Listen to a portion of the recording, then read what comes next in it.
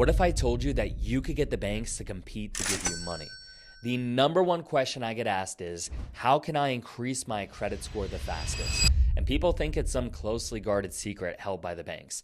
Well, I'm here to tell you it's not. And today, I'm giving you the keys to the kingdom for free. I'm going to show you the most effective way to increase your FICO score in as little as 7 days. And this isn't clickbait. This is the exact system I've used in my credit and funding business for over 1,500 entrepreneurs to help them secure over $90 million in funding. And it starts with understanding that your credit profile is your most valuable financial asset. And by the end of this video, you're going to know exactly how to control it. The problem is, most people are playing a game without even knowing the rules. They see their scores fluctuate and they feel powerless. They feel that the system is designed for those in the know. And honestly, they're right. When you master what I'm about to show you, you're going to stop being a passenger and you are going to become the driver of your financial destiny. And so in this video, I'm going to break down the 3 pillars of rapid credit improvement. First, the foundation. We're going to decode the 5 credit scoring factors of your FICO score and reveal exactly how many points each category is worth so you know where to focus for maximum impact. Second, the 7-day hack. I'm going to walk you through the single most powerful technique for manipulating your credit utilization, which can boost your score in as little as a week. Third, the pro-level myths. We're going to destroy the biggest myths like needing to carry a balance. And we're going to use data directly from FICO so you could stop paying unnecessary interest to predatory lenders who want to keep you in debt. And make sure you watch until the end because I'm also going to explain the credit score killer that trips up 90% of people and how to use authorized user accounts the right way for accelerating your credit profile. If you're new to the channel, my name is Colin and I read Rich Dad Poor Dad when I was 13 years old, and I became obsessed with all things credit, finance, and investing. I even followed in Robert Kiyosaki's footsteps and enlisted in the Marine Corps at 18, where I witnessed firsthand what Rich Dad Poor Dad's book said. They don't teach financial education in school. The Marines to my left and right were defaulting on cars and credit cards, so I got certified in credit repair to fix their credit, and fast forward to today, I run an 8-figure credit repair and funding business, and I make these videos to help you guys fix first, fund second, and invest third in that order. Now, before we dive into the 7-day hack, we have to lay the groundwork. To start, let me show you the blueprint of your credit score so you can stop guessing and start building it up with a clear path. Now, to take real control of your credit, you gotta understand the 5 scoring factors and how they're weighted. Most people, they get it all wrong. They tell you percentages, but they don't tell you the points. We wanna squeeze every single point out of every category, guys. We're talking about FICO, the score over 90% of lenders actually use, not other scores like Vantage on your Credit Karma, guys.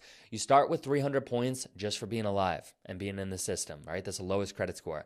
And the goal is to earn the other 550 points, and here's how they're broken down. Payment history, 192.5 points. It's 100% or bust category. One late drops your score upwards of 100 points for upwards of 7 years, and the impact is worse in the first 24 months. So never ever be late. Set up autopay right now for the minimum on all your cards. Next is credit utilization, 165 points, the secret weapon for fast score changes. Length of credit history is 82.5 points. Closing your oldest card lowers your average age and hurts you big time, guys. Credit mix, 55 points. Lenders want to see revolving and installment accounts.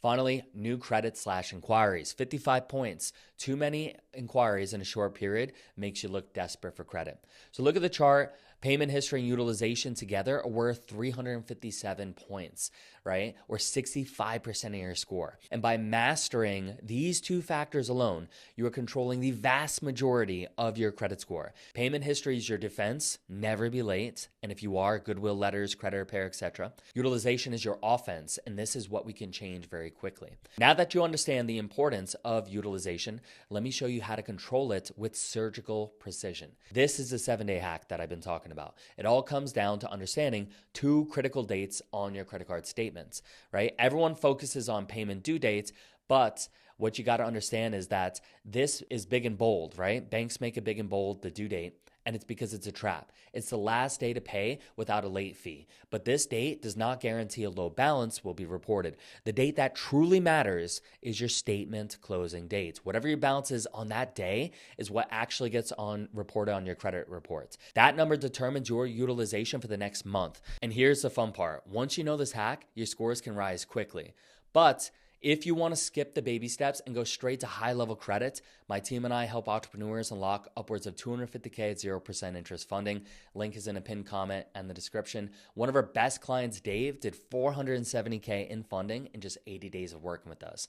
Now, I'm not promising that result, but it shows what's possible when you play the game at the highest level. Again, links in a pinned comment and the description. Now, on to the 7-day hack. Step 1, identify your statement closing date. Look in your credit card app or statement and put this date on your calendar. Step 2, pay your balance 3 to 4 days before the closing date. This ensures payments clear in time. Step 3, stop using that card for about 7 days after the statement closes. If you swipe too soon, that new balance might get reported and undo all your hard work. By following these 3 steps, you ensure a low to zero balance is reported. When the bureaus update your file, your utilization plummets and your score can jump significantly.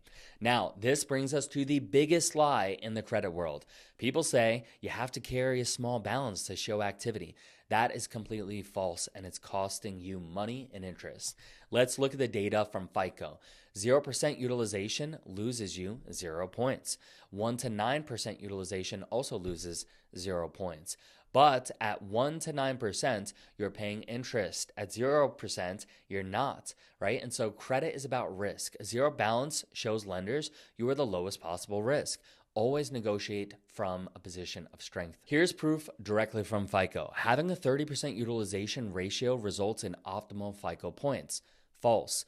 Paying down credit card balances has a positive impact. True.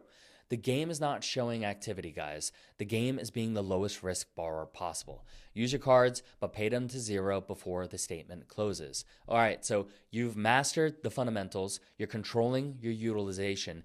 But what if you need to accelerate your results, especially if you have a thin or a young credit profile? This is where authorized user accounts, also known as trade lines, come into play. There's a right way, however, to do this, and there's a wrong way.